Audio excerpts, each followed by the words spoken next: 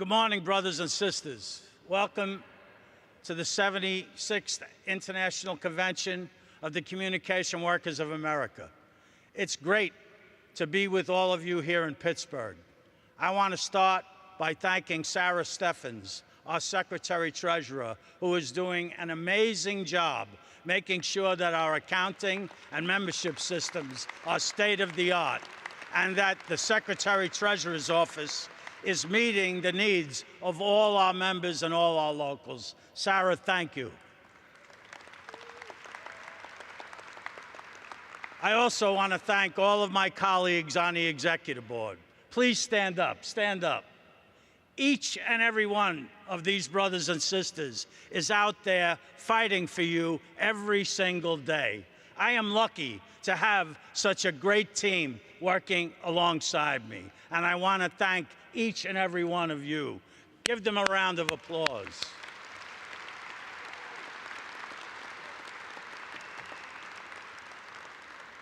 CWA is the greatest union in the world because of the sacrifices and commitments that you make every day. I could not be prouder or more humbled to be your president. I'm not going to waste any time beating around the bush. These are hard times for working people, as hard as I have ever seen in my entire career in the labor movement. Private sector union density is down to 6.4%, the lowest level it's been since 1910. 1910, 107 years ago. Now they're coming after the public sector, the last remaining bastion of union strength in America.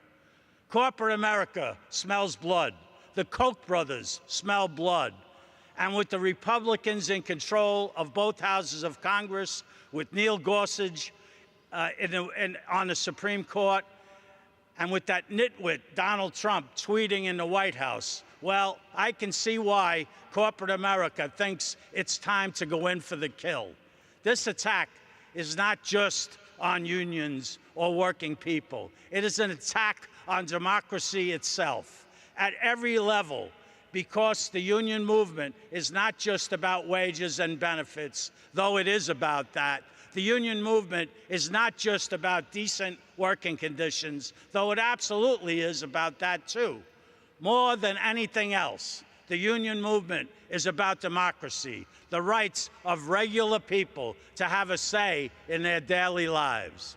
The union movement is all that stands in the way of every corporate bully imposing tyranny in the workplace. Without unions, the workplace is little better than a fascist dictatorship, with the bosses free to do whatever they want, whenever they want. And it's not just that unions give workers a voice in the workplace. The labor movement is the key to a democratic society.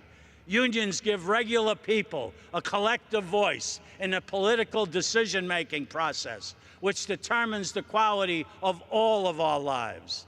And since corporate America does not want the concerns of regular people to get in its way, it is laser-focused on destroying us. The attacks on the labor movement are intensifying. There is an entrenched anti-labor majority on the Supreme Court. Our political system is drenched in corporate money. Republicans have gerrymandered their way to power in state houses across the country. Right-to-work-for-less laws have passed in former union strongholds like Michigan and Wisconsin. But brothers and sisters, let me say this to you, and I hope you will not forget it. Working people have faced even worse before. We have been knocked down, beaten up, even killed for what we believe in. And always, always, always, working people have risen up to fight for what is right. And we will do it again. Think about this.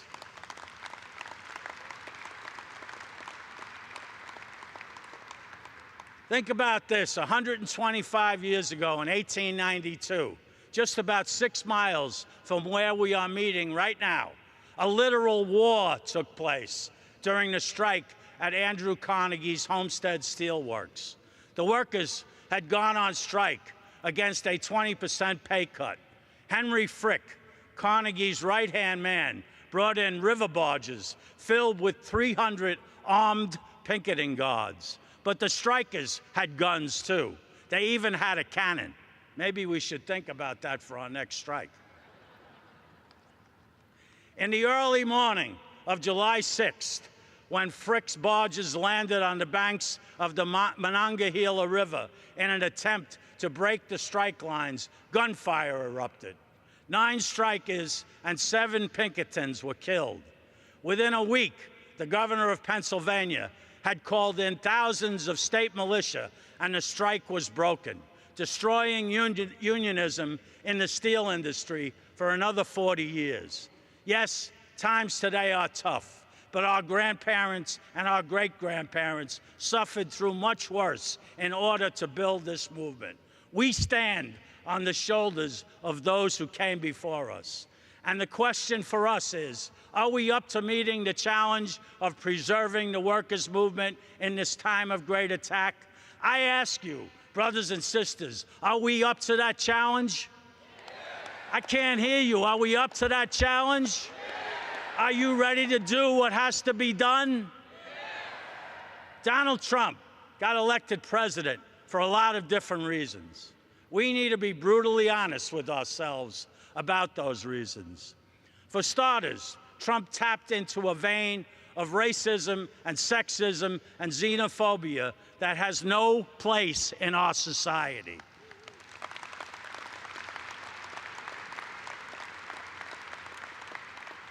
He pandered to those animosities. He whipped them up, and he unleashed some of the ugliest, most hateful forces in our society. People tweeting swastikas, people parading in white hoods and robes. We reject racism, sexism, and xenophobia. We will fight those sentiments in our ranks and throughout American society.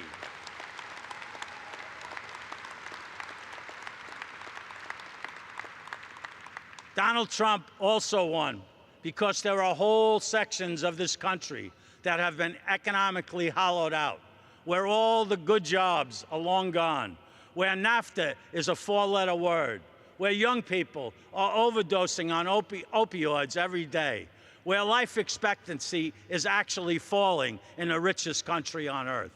These people voted for change, even if the change that Donald Trump was peddling was just pure bullshit, which it was.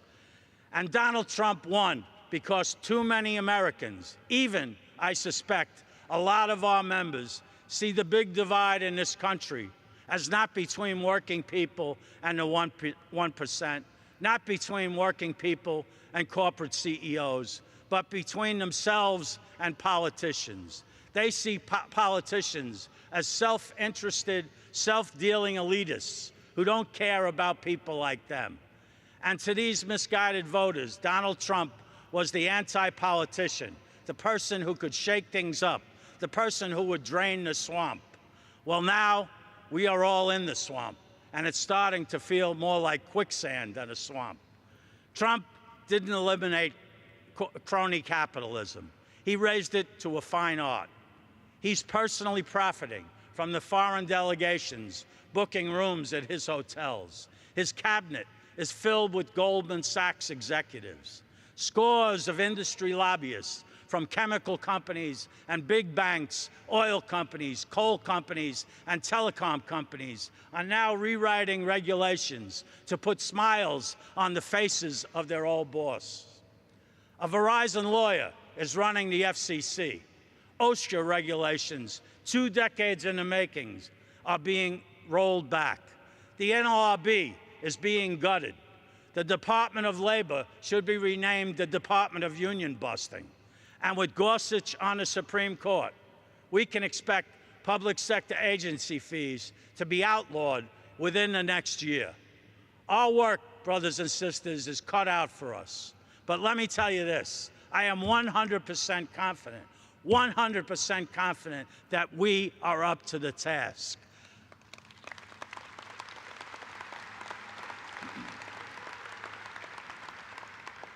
I've spent my entire adult life building this union. I know what CWA is made of. I know that every one of you will do whatever you have to do to save our union and to save our labor movement. I know that we are CWA strong and that nothing can break us.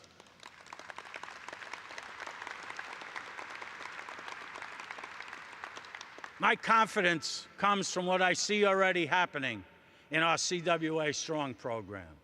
Step one for CWA Strong is increasing membership levels. Step two is more mobilization and member engagement. Across this union, we must renew our commitment to building our union from the bottom up. At the same time, we must continue to reach out to our community allies who will stand with us against our enemies. A stronger CWA means a stronger foundation for a progressive movement.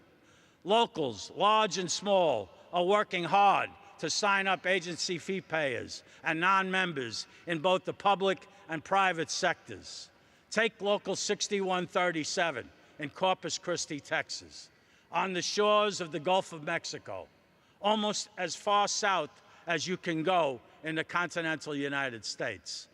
This local represents 472 AT&T employees, and 463 of them are CWA members, 98%.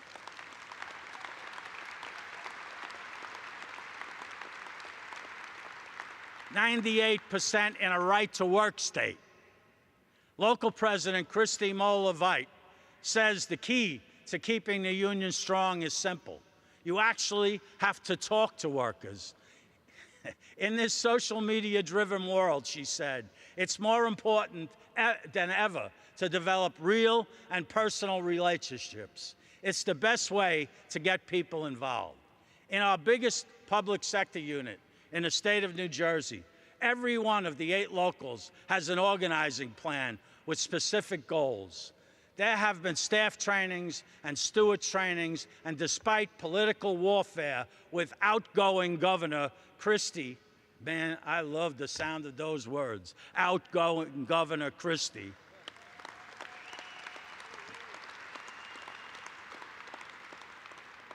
a huge budget fight and a 3-day government shutdown when he, Governor Christie, infamously went to a closed public beach that the public couldn't go to because of him. Our organizing efforts are paying off. Statewide, the number of agency fee payers has been cut by 21%. All the locals are moving forward, but Local 1040, led by President Carolyn Wade, stand up, Carolyn, has been exceptional, reducing the number of agency fee payers from 1,300 to 600, more than 50%. The locals set up an organizing rapid response team composed of 30 stewards who went through an organizing training and then went right into the field and signed up 300 members in 2 days. Amazing. Local 1037 has pushed its membership to over 90% by signing up over 500 of their 1,350 agency fee payers.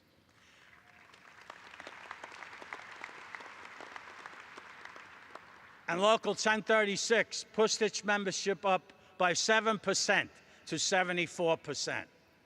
Statewide, CWA public sector membership has gone from just over 70% to just under 80%, and our state and local government locals are determined to get to 90% before the Supreme Court eliminates agency fee payers in the public sector. Give them a round of applause, because they're going to do it.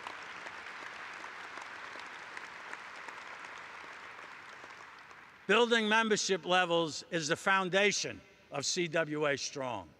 Across the South and in every other right-to-work-for-less state, our locals are working every day to make CWA strong. Take Local 3603 in Charlotte, North Carolina. Since our launch of the CWA Strong program, their organizing committee has signed up 95 non-members in 5 bargaining units. At their monthly organizing committee meetings, they make plans to ensure that they sign up all new hires to membership, ask all non-members to join, and update Orion records so we know those folks are becoming members and paying dues. Committee member Michael Roberts says, our more frequent presence on the job sites has been huge. Our members are getting to engage with us on a one-on-one about concerns and issues on the job. And our non-members are seeing this and signing up every day. In an 18-week period, Local 3603 has grown from 61.1% to 79.21% organized. Give them a round of applause.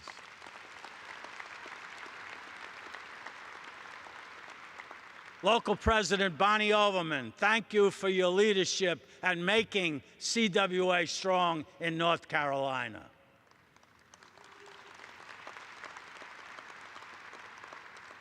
Membership levels is one measure of the strength of our union. The number of activists and leaders is another. Across District 7, more and more local activists are being trained and recruited. For example, Local 7076, a public sector local, knew that it was only a matter of time before the Supreme Court eliminated agency fee payers. Through CWA Strong, they added 29 stewards, doubled the number of activists, and have added 700 members to the local.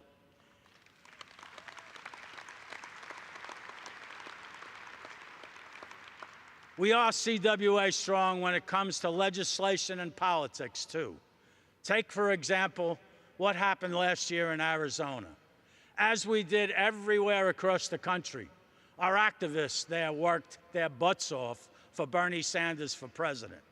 But when the Arizona primary arrived last March, the Maricopa County Registrar had slashed the number of polling places from 200 to 60. Tens of thousands of Bernie supporters had to wait up to 4 hours to vote, and tens of thousands more just gave up. But rather than getting bitter, CWA local union activist Yolanda Bejarano, with the support of Local 7019 President Irene Robles, decided to get even. That night, she told longtime Phoenix civil rights lawyer Adrian Fontes that he simply had to mount a challenge to the incumbent registrar. And at the same time, CWA became involved in the general election campaign to take out the notorious anti-immigrant sheriff, Joe Arpaio.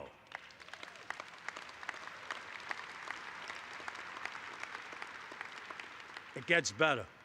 Mobilizing like never before and working in a broad, progressive coalition of community organizations and unions, Yoli and the local played a key role in winning both of those races, kicking out both Arpaio and the 28-year incumbent county registrar. Now give them a round of applause.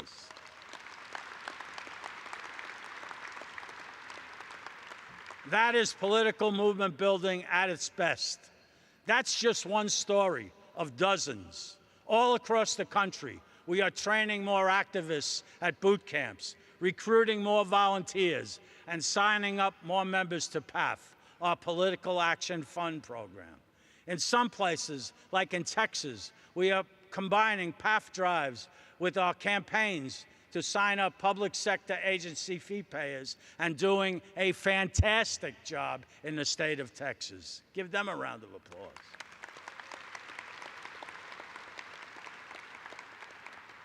Likewise, our legislative work is second to none.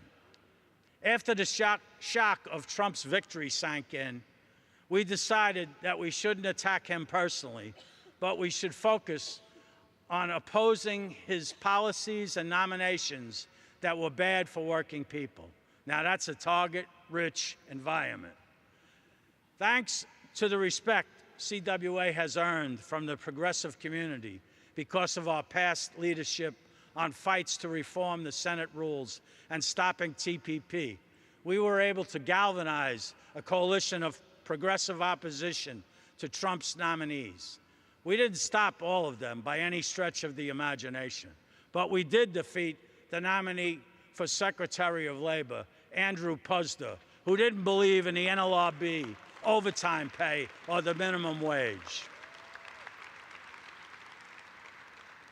By fighting these nominees aggressively, we helped slow the momentum for the rest of the president's anti-worker agenda, including giant tax cuts for the rich and his bogus infrastructure giveaway to Wall Street. We accomplished this because of the thousands and thousands of calls our members made against these nominees. We accomplished this because we are CWA strong, and our members are engaged, and our activists are leaders. And perhaps most important of all, CWA was a major player in the incredible fight to stop the repeal of the Affordable Care Act. Together,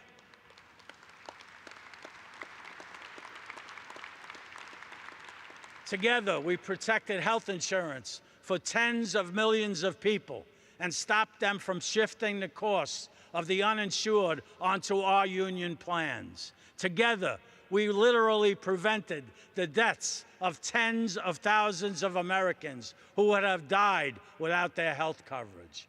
The fight against ACA repeal proves once again, when we fight, we win. And in the process, we can make a difference in the lives of millions.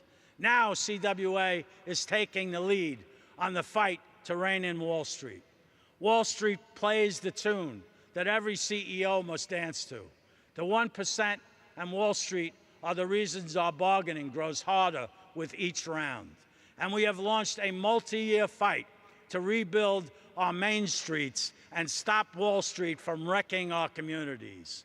We are going to fight to make sure that the Democrats in Congress support a real infrastructure bill that rebuilds roads, bridges, and schools and creates millions of good union jobs, not a bunch of bullshit trickle-down tax cuts for Wall Street investment in privatized roads and bridges.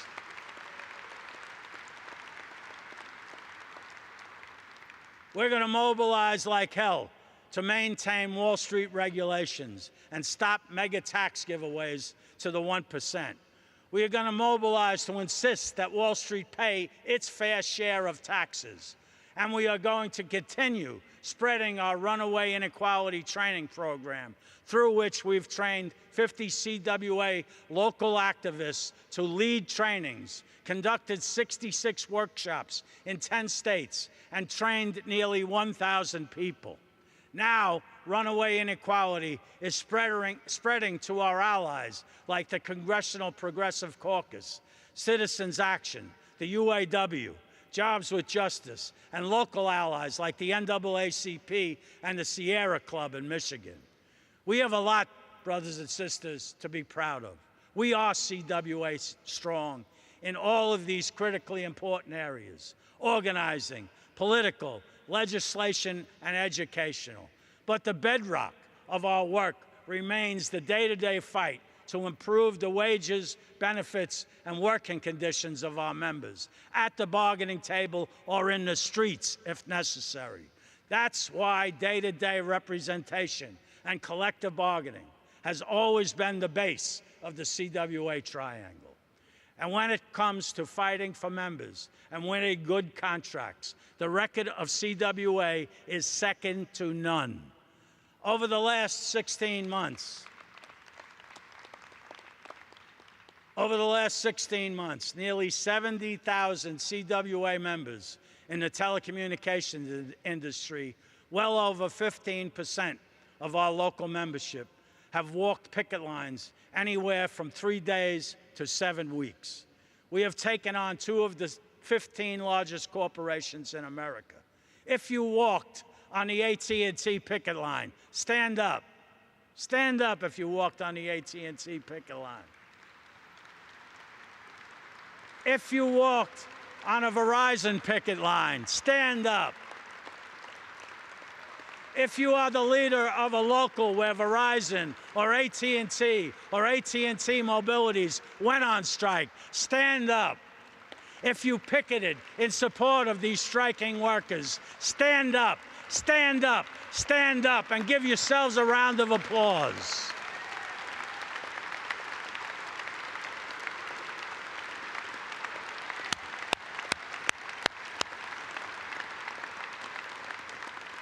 Brothers and sisters, it is a certain fact that the labor movement will not grow. The labor movement will not survive if it forgets how to fight. Brothers and sisters, you have not forgotten how to fight. CWA will never forget how to fight. These strikes set an example for and sent a message to the entire labor movement. When we fight, we win. When we fight, we win. When we fight, we win. When we fight, we win. When we fight, we win. More than anything else, that is what makes CWA strong. Brothers and sisters, as president, it is my responsibility to set strike dates.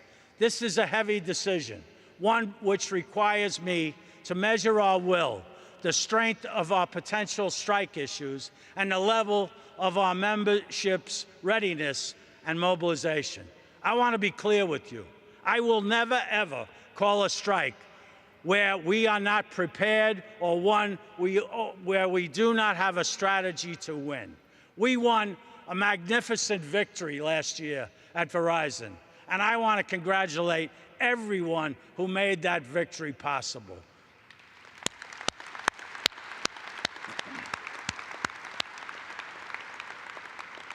We are still in a battle with AT&T and AT&T Mobility, and we will keep up that fight until we've won contracts we can be proud of.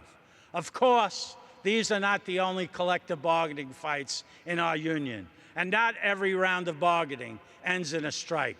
We've bargained great contracts at United Airlines for flight attendants, at hospitals for nurses in Buffalo, for passenger service workers at American, for telephone workers at CenturyLink, for broadcast technicians at NBC and ABC, for reporters at Digital First Media, and for manufacturing workers at GE Hire. I am especially proud of the 700 members of IUE-CWA who walked the picket line through the rain and snow and freezing cold at Momentum Materials in upstate New York.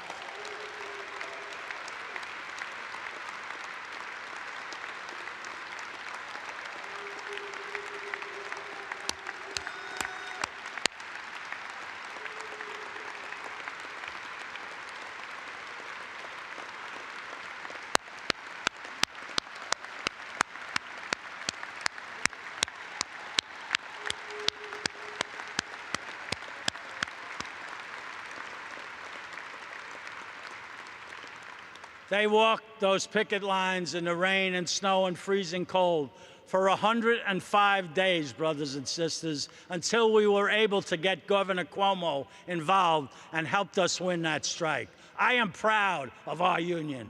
I am proud of all the work we are doing. But brothers and sisters, let's not kid ourselves. We are at war, a war to save the labor movement. In a war, there are no neutrals. To paraphrase the old Union song, in times like these, every working person must decide which side you are on. Are you a union activist, a union militant, or are you a scab for the bosses? No middle ground, no bystanders. That means we must build CWA strong in every workplace, in every community, in the streets, at the ballot box, from the bottom up. Every work location must have a trained, effective steward. Every local officer must redouble his or her efforts to talk to the members, and even more importantly, to listen to the members, to explain what's at stake in this war. We must make it clear to members that we need to mobilize in every arena: the bargaining table, the state houses, Congress, on the campaign trail, alongside our brothers and sisters in the civil rights, environmental, women's, and other social justice movements. There are no neutrals, brothers and sisters. There can be no bystanders. It's time for all hands on deck. All hands on deck.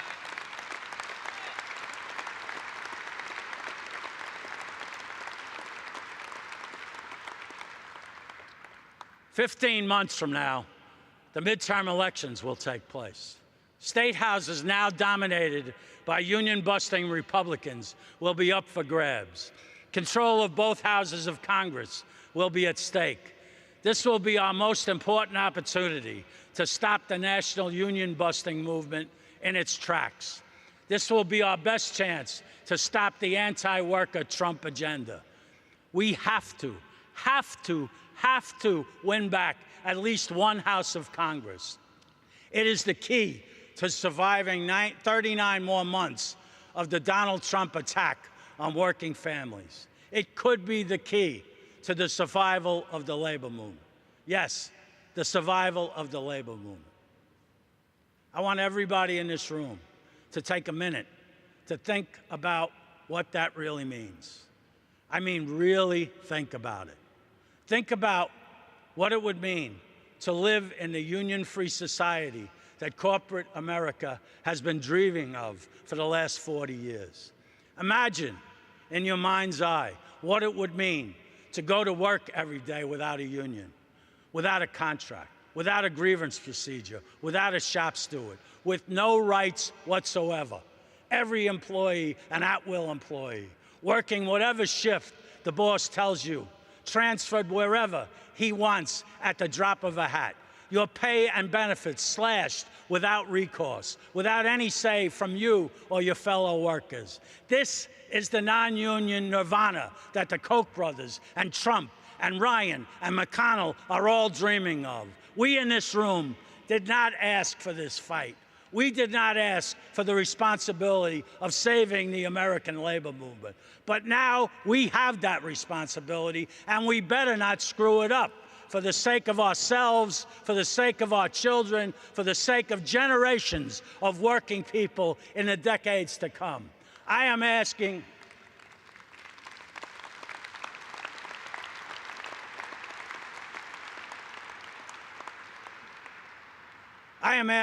each and every one of you to make the commitment to join this fight. Sitting on your tables are our CWA Strong Pledge cards. They commit your local to building up your shop steward structure, to bring membership levels up to at least 80%, to putting a mobilization structure in place. They commit your local to mobilizing for contract fights, for legislative fights, and for fights for social, racial, and economic justice. Right now, brothers and sisters, I want you to fill out that card and give it to one of the sergeant-at-arms. Commit right now, right here, to this fight. Is everybody doing that? Come on, I don't see anybody writing. I want you to do more. I want you to commit that you're going to go back to your locals, to wherever you came from, all across this great country, and you are going to do whatever it takes to save the labor movement, to ensure that future generations of working people have the chance to enjoy the opportunities that all of us in this room have had, to stop the corporate bastards and the right-wing union busters from destroying what it took generations of workers to build. Can I count on you to make that commitment? Are you willing to go to war to save the labor movement? Are you clear which side you're on? 115 years ago, a tremendous strike broke out all across the coal fields of Pennsylvania, including the area where we're meeting today. In an unprecedented move in that era, President Theodore Roosevelt intervened in the strike and forced the coal operators into arbitration with the United Mine Workers of America. In his summation of the mine workers' case, the famous labor attorney, Clarence Darrow, told the judge, "The blunders are theirs," referring to the coal operators, who had relied on child labor, starvation wages, and deadly working conditions as their path to profits. Clarence Darrow said, "The blunders are theirs because in this old strife, they are fighting for slavery while we are fighting for freedom.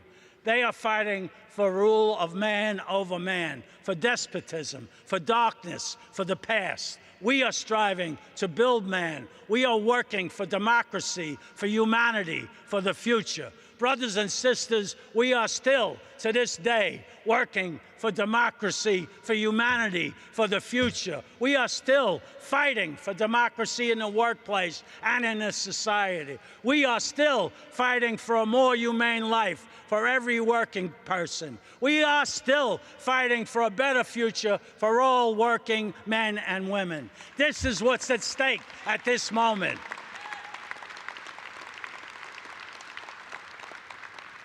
This is the challenge we face.